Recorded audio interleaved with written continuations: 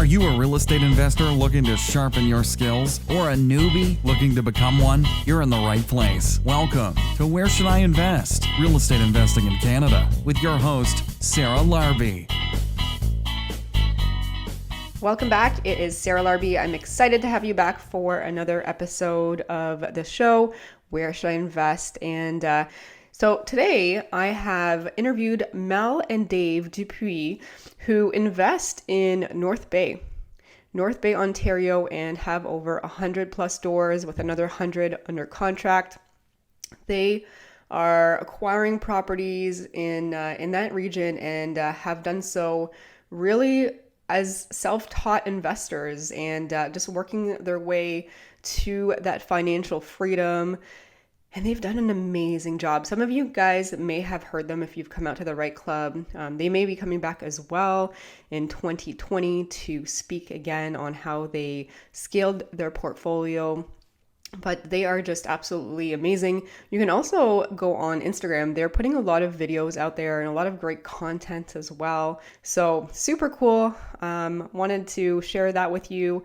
And if you haven't already left a rating or review and you wouldn't mind, let's, if I could ask that you guys take 2 quick minutes and do that, that'd be amazing. I would really appreciate it. So on that note, let's get on with our interview. Welcome, Melanie and Dave. How are you? Great. How are you, Sarah? Good. I'm super excited to have you guys. Now, where are you currently residing? We are in North Bay, Ontario.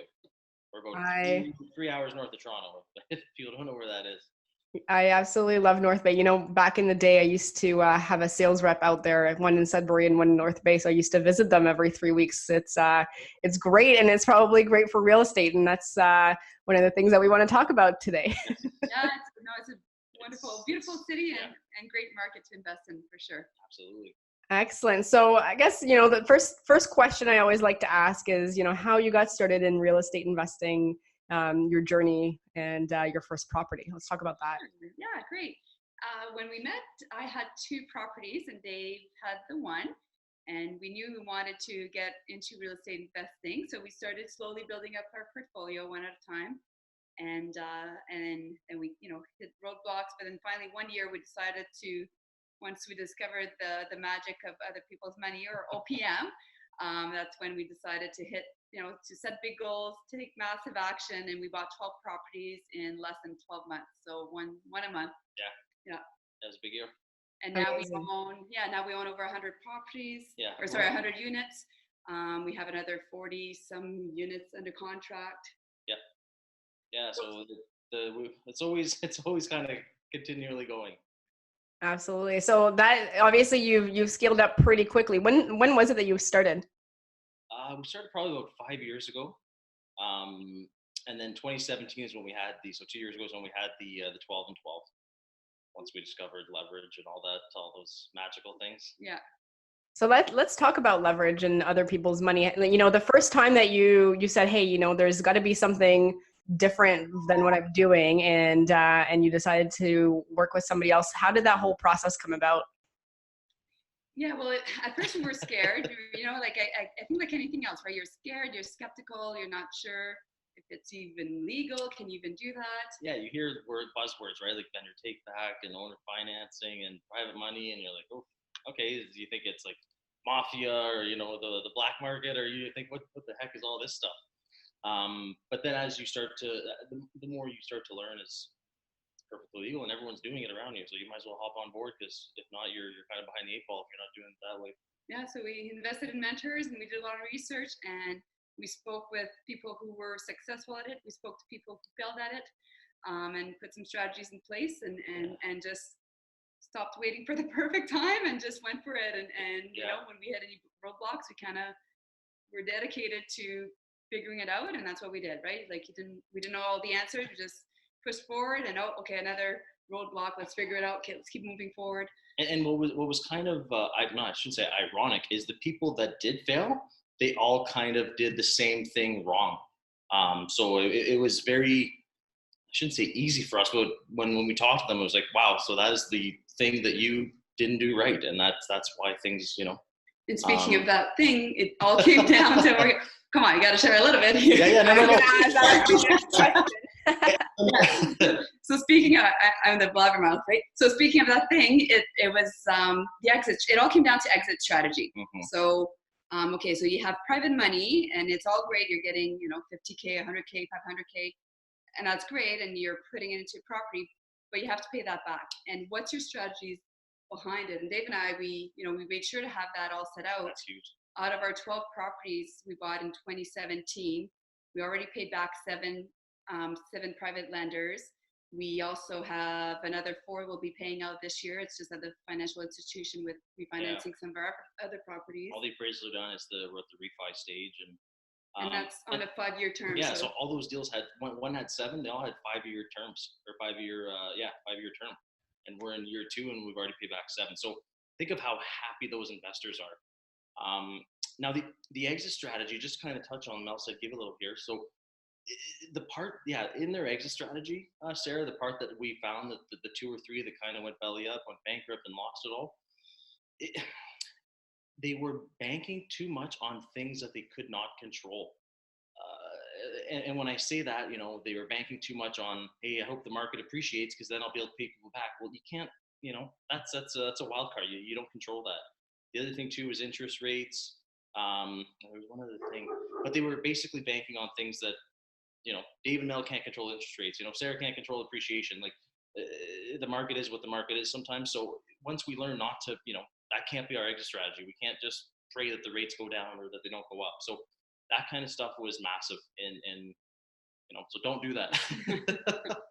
That's right. Definitely, you don't want to bank on just appreciation alone. That's never a good sign in any strategy that you're going to be going after. So that is interesting. So the people that you're working with, are they money partners? Are they joint ventures? Like how are you structuring that piece? And so as of today, everything in our portfolio is 100% owned by Dave and Mel. Now that being said, we deal a lot with private money, private lenders.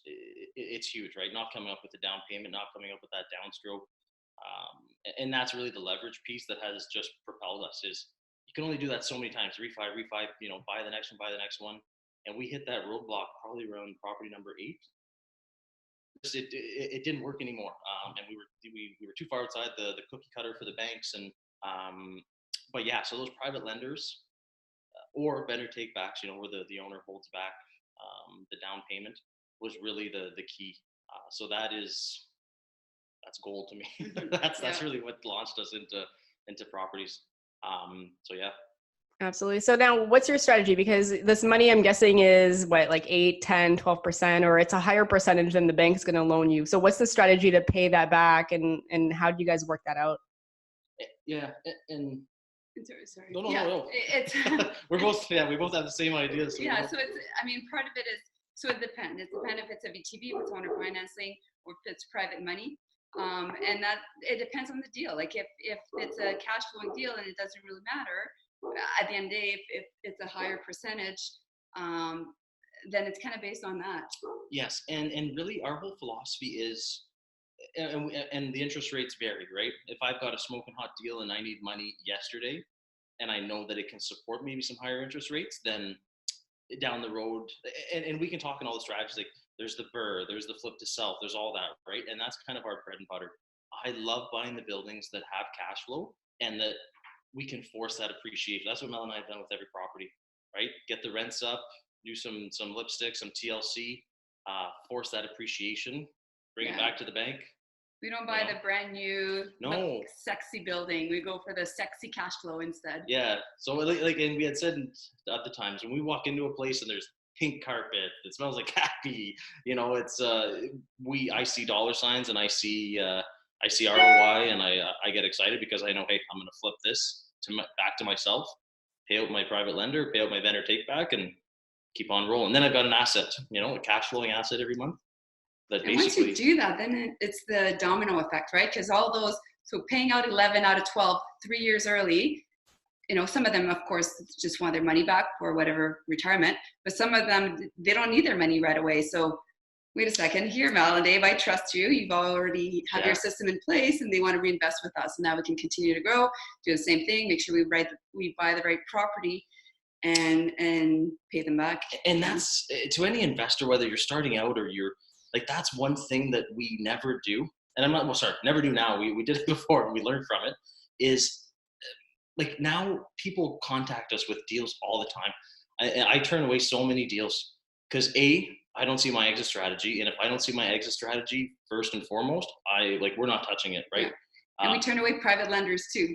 So sometimes we've had somebody come in like, okay, I want to invest with you guys. Here's 200,000.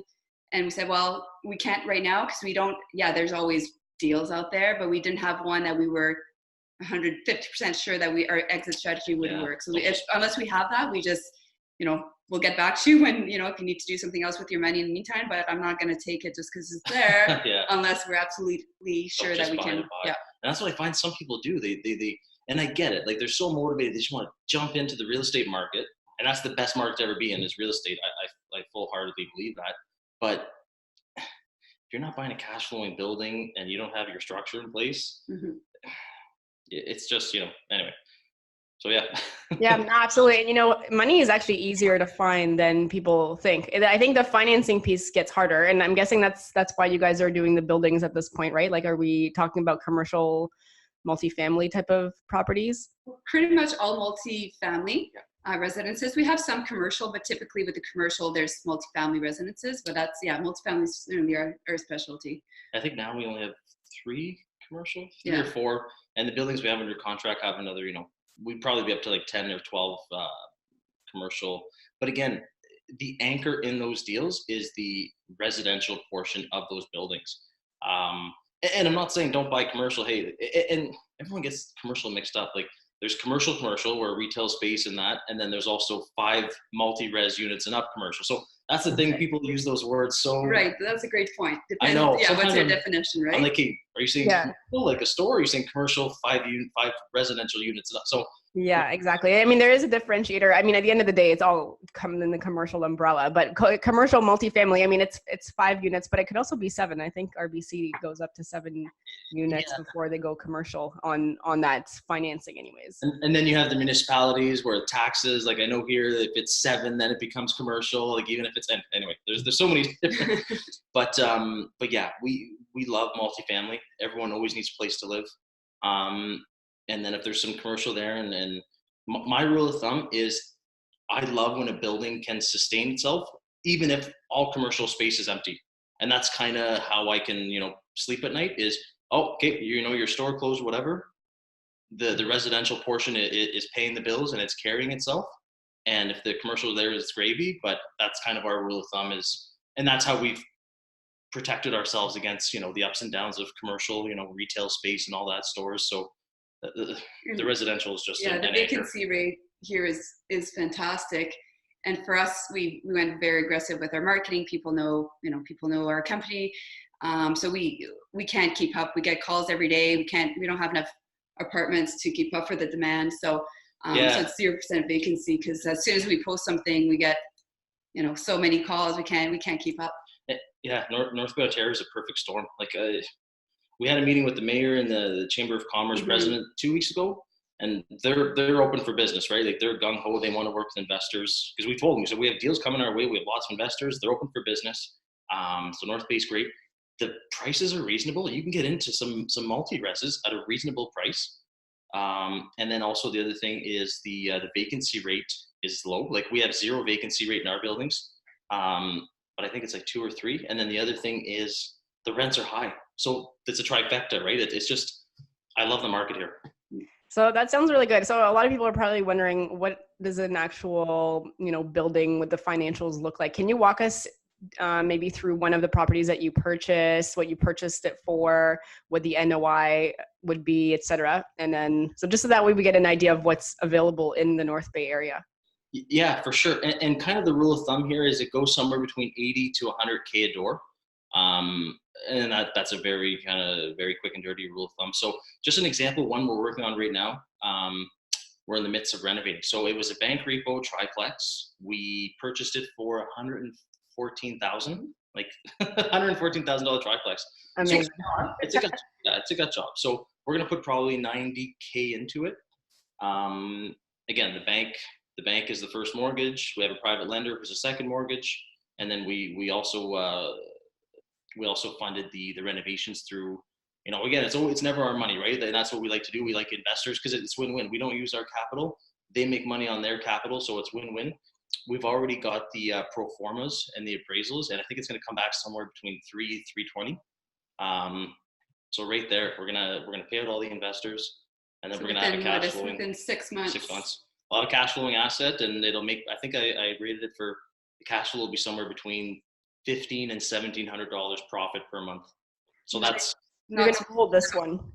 Yeah, not to mention that we paid out and made obviously a profit as well off the still property made a where we profit can on the flip to on the sell. flip to self, which we can take and of course do the first strategy, right? Use it to purchase another property.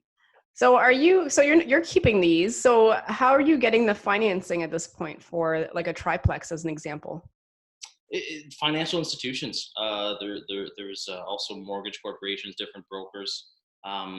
We keep knocking till if somebody said no, then you don't stop. You have to persevere and move forward and find somebody who will, and they do, right? It's just a matter of knowing who to contact. And a deal like this is why it's so important to buy cash flowing deals from day one and know your numbers, because again, a deal where there's no income coming into this building now for the next 6 months or so, right? So the bank knows that.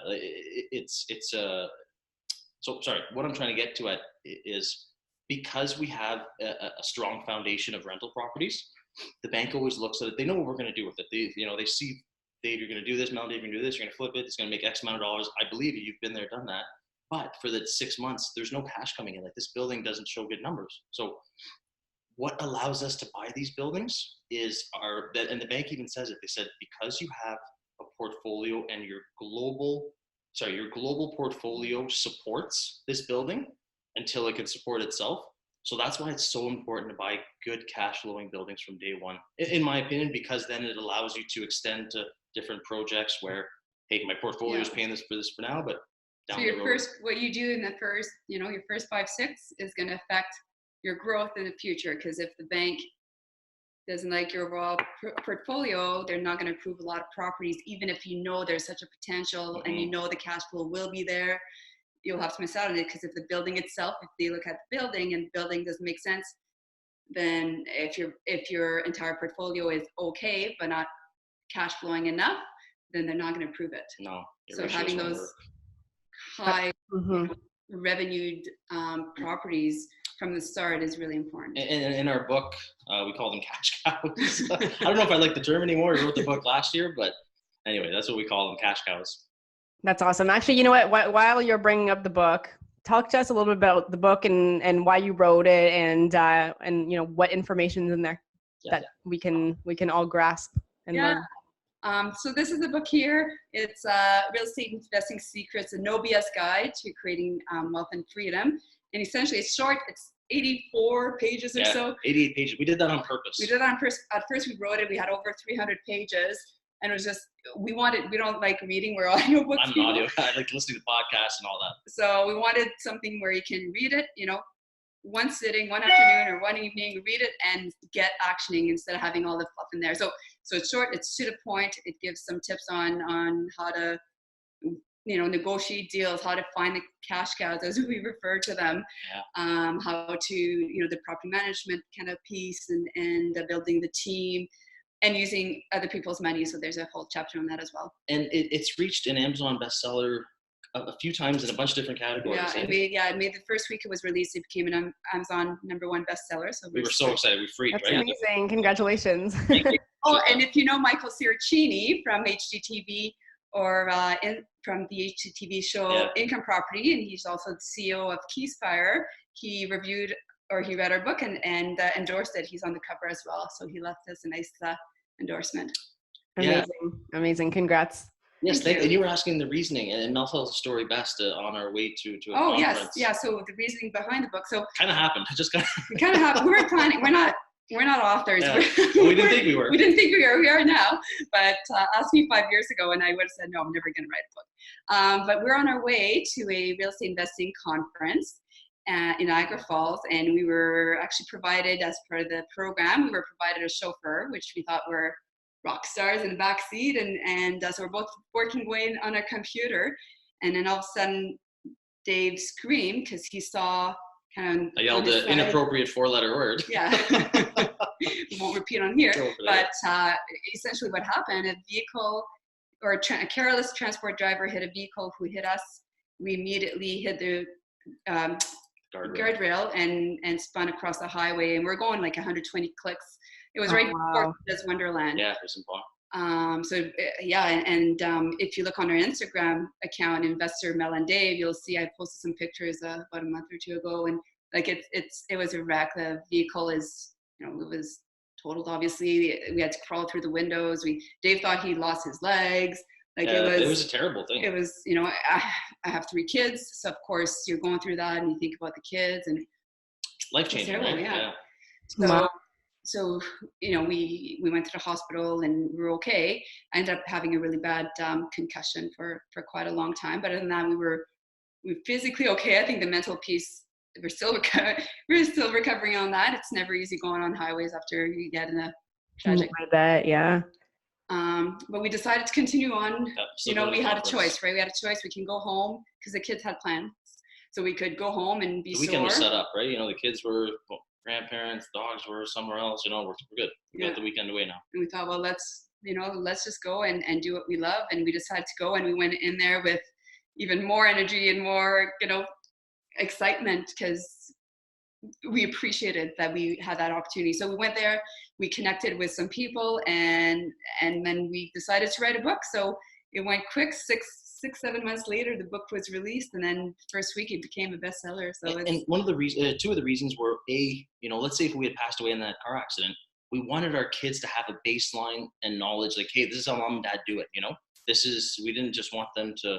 So that was one of the reasons. The other reason too was, what? Let's share it. Let's pass along some of the knowledge. And what better way than a book? So we didn't go to the conference thinking that would happen, but I'm happy we did it now, and it's amazing. People, anyway, I don't want to brag. We've gotten a good, not response, but we've gotten good feedback from it, and people love it. So I'm very happy with it. Yeah, and it served its purpose. It's helping out people, which is fantastic. It's obviously and that's what we wanted, right? Want to help our children down the road. And funny enough, today, my 11-year-old said, Mom, I think I want to read your book now. Because, at first it thought, like, there's no pictures. It's kind of, for your age, but she sees us, doing what we love every day and real estate investing. And I loved it. I'm like, absolutely, ask me. Awesome. Yeah, I'm glad. I'm glad that you guys are okay. It must have been very traumatic, but like you look at the green light, or as you keep going forward, I think sometimes the best things come from the tragedies, and how you recover from them. And you know what, that's exactly what happened. It was like, and the book was just the start. Like since the accident, it was, I guess we had 2 choices. We could feel sorry for ourselves and or we went the other way and wrote the book, and then we wrote the book, and we've been doing speaking gigs, we've been doing mentorships. Like it opened up so many doors and now we're helping others, which is so, now we feel like we have a purpose. We're helping people be financially free. Like it's amazing. We just love it. Absolutely. And it kind of, not a wake up call. Like I don't want to use a cheesy line like that as a wake up call, because everyone says that. But we were like, we're not doing enough. And, the rentals were going well and all that. We're like, we're not doing enough. So let's write this book. We started a mentorship program. Now we're doing speaking. Like, it's just, and I still feel like we're not doing, like, you know what I mean? I just want to keep giving her, just keep crushing it. Just, we're still not doing enough. But yeah. You can only do so much. And I keep seeing you guys everywhere. So like clearly your message is being spread across a lot of, the feeds that I get. So you guys are doing awesome. And I know you're helping a lot of people, and a lot of people are investing as well with you. And, I did want to ask you before we get into the lightning round and a few other things, like you use obviously a lot of the private money and RSPs and registered funds. Can you give us a brief overview on that and why people invest their money with you guys? Yeah. And I think the biggest piece is Mel and Dave are not afraid to say no. Like, hey, Sarah, you got 100K, you want to invest with us? It has to be a good fit. We've turned away investors, when they just don't have the same, I guess, vision or mentality and that type of thing. Like it's a two-way interview, right? We've had investors where my gut, our guts go, ooh, something's weird there. I don't know if I want to, So there's that, and then the exit strategy I find so powerful is I need to figure that out before I ever take a cent from them. So that is such a powerful thing that they know if this couple is taking my money, it's because they've already got their exit strategy A, B, C, D, and we have so many exit strategies. Anyway. And even being able to talk, because obviously it's a sales pitch, right? You're going to borrow money from someone. Essentially, you got to sell yourself. So being able to sell ourselves by saying, obviously, the exit strategy that we have, we name drop mentors that we obviously paid for to help us. So they love that, right? They know that we invested in ourselves and just not trying this out of the blue. We spend money to make money. We have exit strategies. We have a proven record. If they want to see our financials, we show them our financials. So there's lots of things that we can do to help someone, wanting to sell to you. And then we just, I have no problem. Like if I've got a deal coming up and I need an investor into it, I'll show them the deal. And I'm like, here, this is what we're doing. Here's how we're going to flip to self, get the refinance, and pay you out.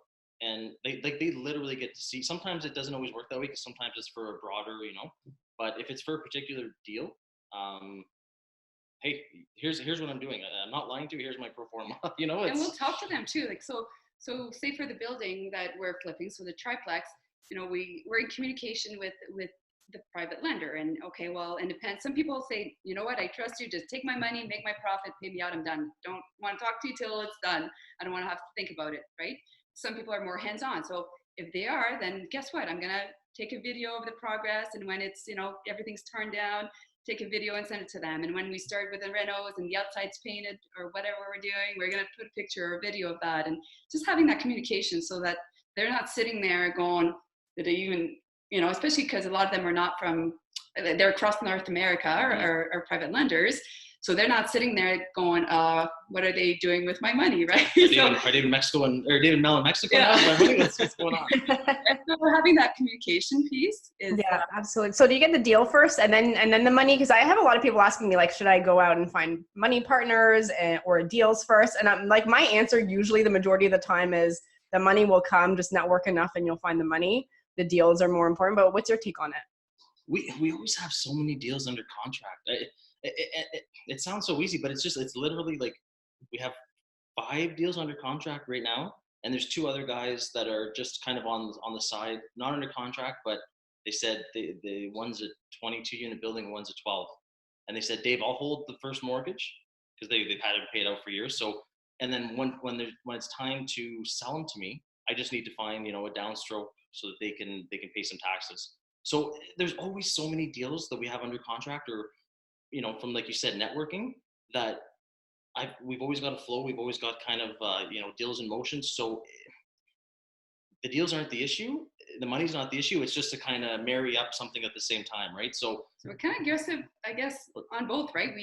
We're not afraid to say, sorry, you can't use your money right now, but I'll hold your spot. Like, once we find one. So you kind of almost don't necessarily wait for one, like do both. And do both. If you're aggressive enough, you're going to find a cash flowing property. And if you're aggressive enough and have the proper, systems in place, you'll be able to find private lenders too. So it's kind of I think it's almost a combination of both. It's combo. And once you have that rep, like I'm just thinking right now, I've got a lady, she has $200,000 in her RSP.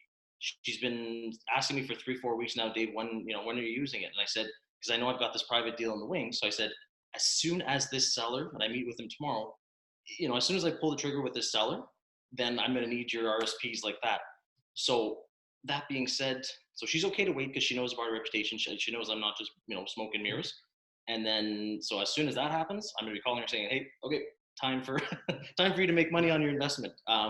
So that's following through, right? If you can't keep somebody holding, nobody wants their money to do nothing for months. So if you have somebody, then guess what? You got to look at tons of deals. And if you say there's no deals in your neighborhood, then start looking elsewhere and find those cash flowing properties, because they're not going to sit there waiting to give you 2, 3, 4, 500K for months, because No. that's a lot of money out of their pocket that they just lost that they could be investing with another investor. And like you guys have your meetups, right? You're going to find people there with deals or vice versa with money. So that's why those meetups are so important. Exactly. So yeah, it's important to go out and socialize and network. And yeah, there's people there that don't even want deals. They just want to passively invest, which, you know, and there's more than people think. So just out of curiosity, what percentage is registered funds like RSPs or tax-free savings accounts versus non that you use?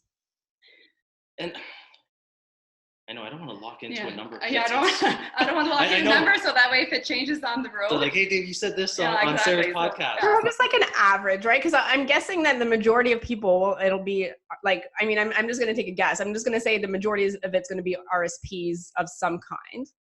Because is that what you're using to, like, are you doing an 80% loan to value and then you're using the RSP to get to the 100? Like, if you're, you know, doing some type of vendor take back or bank financing, like how are you using that money? And I'm just going to say that in general, I think there's just more registered funds that people are wanting to lend out there, even just as an investor myself. Like I've got some RSPs I need to do something with. I don't want them just sitting there, but I moved them over to Olympia, actually no, Community Trust, because there's two, right? There's Olympia and Community Trust. Yeah. But I'll let you guys kind of talk about that. Yeah, and yeah, it depends on the deal. Sometimes, you know, it's low double digits. Sometimes it really depends. Sometimes it's single digit. Depends on the amount, depends how long they want to lend it to us, and it depends on, it has to be a win-win, right? If you want your money back in 6 months and it's RSP and I've had to pay all these fees to get into the deal, you know, but if you say, hey Dave, here's 200K like this lady, you know, you can have it for 5 years. I know I can do my thing. I've got tons of time to do my work myself.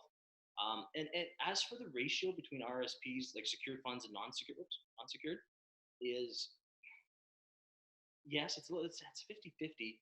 The secured one, people, it's not out there enough, and that's why we try and do it on Instagram. They think I can't do it. I have to, you know, because they think they're pulling it out and they're gonna have to pay the 40% tax. It's like no, you're self-directing your RSPs.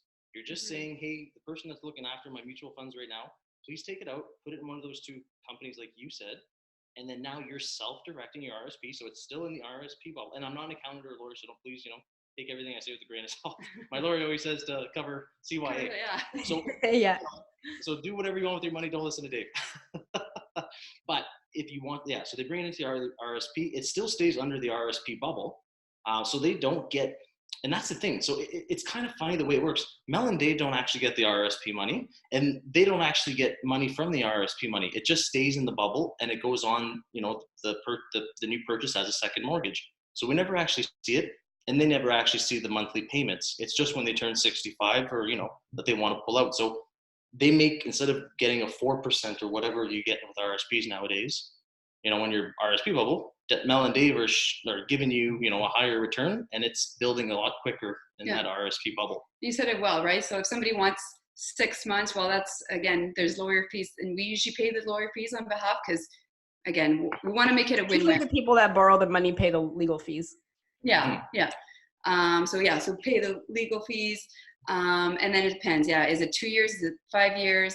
Is it what amount? Right. So if somebody does 30K or somebody does 500K, it kind of depends, right? Because we can do a lot more, obviously, with 500. So, and we pay for ease, right? If it makes it easier for us, if we need 500K and we've got a 50, then it's tougher for us, right? If one person comes in, hey, boom, perfect. You know what? I'm willing to pay you less very good paperwork, interest. less lawyer fees, less.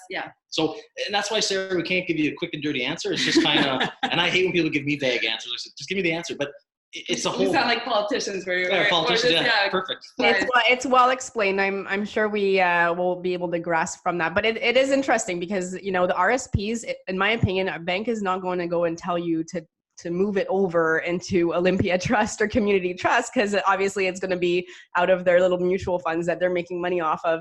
And the financial planner is not going to tell you that either, because that's how they make money, by unfortunately selling you these seg funds or mutual funds, and that's you're kind of padding their paychecks. So that's a great point, Sarah, because a lot of people that we've done business with, that's what they said, that there was a lot of pushback. No, you can't do that. That's impossible. Your fees are going to be way too high.